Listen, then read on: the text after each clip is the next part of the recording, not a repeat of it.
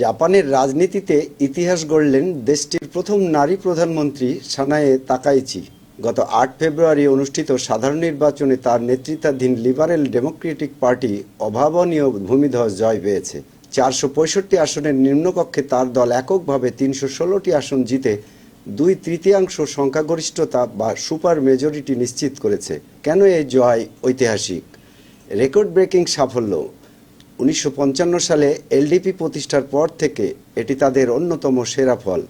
সংবিধান সংশোধনের পথ।